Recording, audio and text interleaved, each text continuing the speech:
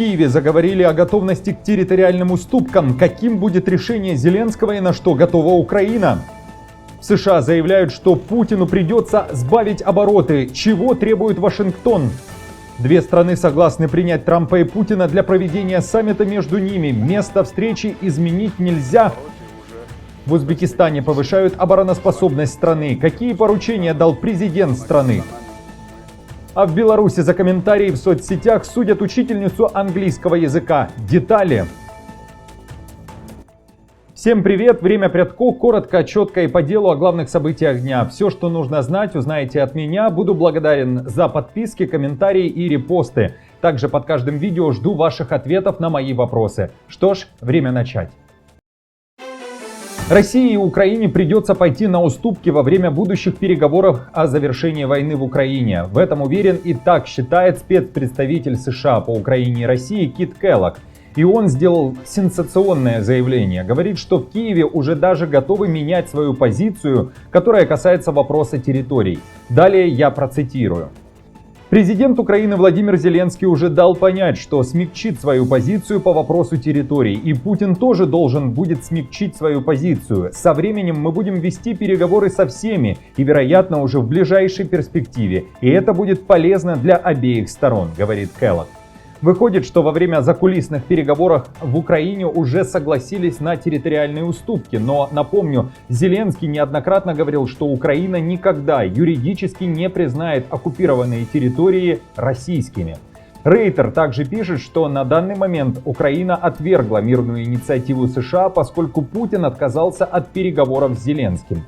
Киев назвал предложение Вашингтона о мире пока что провалившимся планом, заявив, что стремление США к прекращению огня и проведению выборов в Украине недостаточно для того, чтобы запугать президента России Путина. Напомню, в США считают, что Украине пора провести выборы президента страны и парламентские выборы, мол, это важно для демократии, и многие страны проводили выборы, несмотря на войны. Кроме того, в Вашингтоне считают, что человек, который победит на президентских выборах, сможет ставить спокойно свою подпись под мирным и будущим соглашением с Москвой. В Кремле же настаивают на том, что Зеленский не может подписывать никаких документов, так как он нелегитимный.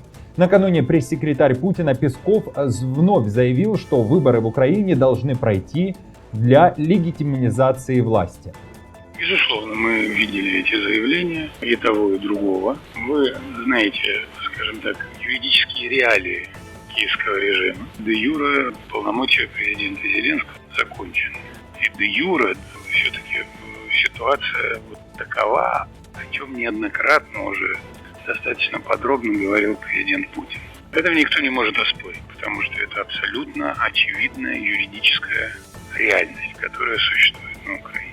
И поэтому, конечно, сама идея проведения выборов на Украине с точки зрения легитимизации руководства, а хочу вам напомнить совсем недавнее заявление Путина о том, что эта легитимизация необходима с точки зрения юридической фиксации каких-либо договоренностей в плане урегулирования конфликта. Поэтому, безусловно, эта тема важная. Ну и понятно, что руководителю киевского режима она не совсем по душе.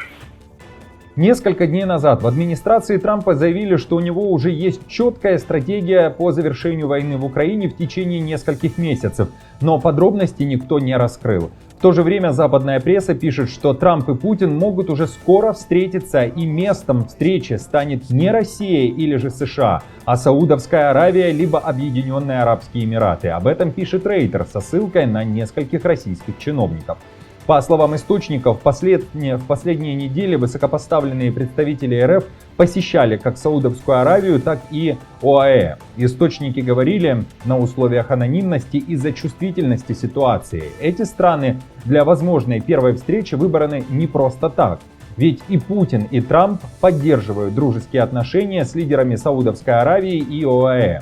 Например, саудовский наследный принц Мохаммед бин Салман был первым иностранным лидером, которому Трамп позвонил после вступления в должность. А Путин посещал Саудовскую Аравию и Объединенные Арабские Эмираты в 2023 году. Интересно, но лидеры восточных стран поддерживают регулярные контакты еще и с Зеленским. Оба лидера поддерживают и говорят с ним практически регулярно, либо же встречались, либо же отправляли своих представителей в Украину. Как вы считаете, когда пройдет встреча Трампа с Путиным и каким будет финальное соглашение? Пишите свои варианты в комментариях. И пока Трамп говорит о завершении войны, Украина теряет позиции на Донбассе. Западная пресса также пишет, что острая нехватка пехоты и удары российских дронов по путям снабжения создают критическую ситуацию для украинских сил в районе Покровска, где разворачиваются решающие сражения этой почти трехлетней войны. Время работает против Украины, об этом идет речь в материале Associated Press. Москва стремится захватить как можно больше территории, в то время как администрация Дональда Трампа настаивает на переговорах о прекращении войны и недавно заморозила иностранную помощь Украине. Это решение стало шоком для украинского руководства, однако военная помощь пока не прекращена, в этом уверяет Зеленский. Солдаты же на фронте говорят, что российские войска изменили свою тактику и вместо лобовых атак они стали бить по флангам, пытаясь взять Покровск, важный логистический узел ВСУ в клещи.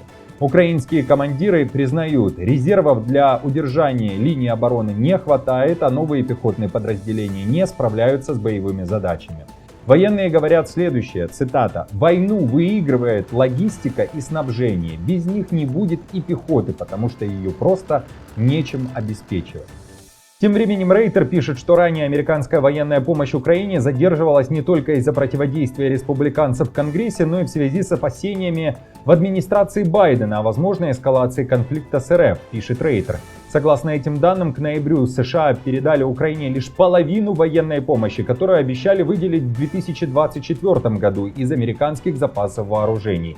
К началу декабря ВСУ получили только 30% обещанных бронемашин, а до сентября администрация Байдена выделяла в среднем около 558 миллионов долларов в месяц. После победы на президентских выборах Дональда Трампа данный показатель резко возрос и достиг уровня, который не наблюдали с середины 2023 года, отмечает агентство. При этом с октября 24 по день инаугурации 20 января 25 года размер ежемесячной американской помощи достиг уже среднего показателя в 1,1 миллиард долларов, установленного в первые 2 года полномасштабной войны РФ против Украины. Президент Узбекистана поручил укрепить обороноспособность страны. Шавкат Мирзиёев накануне заслушал доклад министра обороны о ходе исполнения поставленных задач и мерах по повышению боеготовности и боеспособности войск, всесторонней подготовки частей и подразделений, оснащения их современным вооружением и военной техники, а также совершенствованию деятельности Агентства оборонной промышленности Узбекистана. Об этом говорится на официальном сайте президента. В Ташкенте заявили, что руководством страны отмечена важность продолжения работы по всестороннему укреплению боевого потенциала армии и морально-психологического состояния личного состава, модернизации вооружения и военной техники, а также развитию предприятий оборонной промышленности. Кроме того, в Узбекистане считают необходимым усилить интенсивность мероприятий боевой и оперативной подготовки, совершенствовать систему профессионального обучения офицерских кадров и инженерно-технического состава военных предприятий. Президент Узбекистана также дал поручения по дальнейшему развитию вооруженных сил. Напомню также, что по данным СМИ, Узбекистан совсем недавно подписал соглашение о закупке военных беспилотных летательных аппаратов Анка-Сиха, произведенных турецкой аэрокосмической компанией. В комментариях под моим прошлым видео об этой информации вы написали, что Узбекистан не собирается ни с кем воевать, так как народ страны очень миролюбивый, но при этом о своей армии необходимо позаботиться. Кроме того, необходимо осваивать новые технологии. Некоторые из моих подписчиков из Узбекистана также напомнили прекрасную фразу «Хочешь мира, готовься к войне». Кто-то же из вас написал, что обороноспособности необходимо уделять особое внимание, ведь рядом Афганистан. Спасибо вам за обратную связь и ваши ответы под видео. Я все читаю. Желаю вам только мира.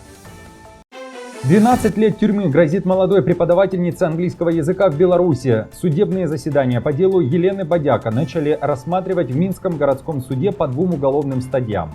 Издание «Наша Нива» пишет, что, вероятно, речь идет об оставленных девушкой комментариях в соцсетях. Теперь силовики непризнанного президента Лукашенко обвиняют Елену Бодяка по 2 уголовным статьям: разжигание вражды и призывы к причинению вреда Беларуси. Максимальный срок наказания до 12 лет колонии. Вероятно, что девушка оставила комментарии с критикой действующего режима в стране. Напомню, Лукашенко расправляется со всеми, кто критикует его даже в соцсетях. В стране 1200 человек находятся за решеткой за критику Лукашенко и признаны политзаключенными. Сам Лукашенко называет себя диктатором и не видит ничего плохого в аресте людей, которые не согласны с его политикой. Спасибо, что досмотрели видео до конца. Мне приятно, что вы нашли время его посмотреть, поставить лайк и поучаствовать в обсуждении. Если вы здесь, значит, вам действительно интересен этот контент. Чтобы всегда быть в курсе важных новостей, подписывайтесь на канал. Ваша поддержка вдохновляет и дает силы двигаться дальше. Если вы хотите внести свой вклад в развитие канала, можете оформить спонсорство или нажать кнопку «Спасибо». Любая помощь ценна и важна. Благодаря вам выходят новые видео, и я искренне благодарен каждому, кто поддерживает проект. До новых встреч, друзья!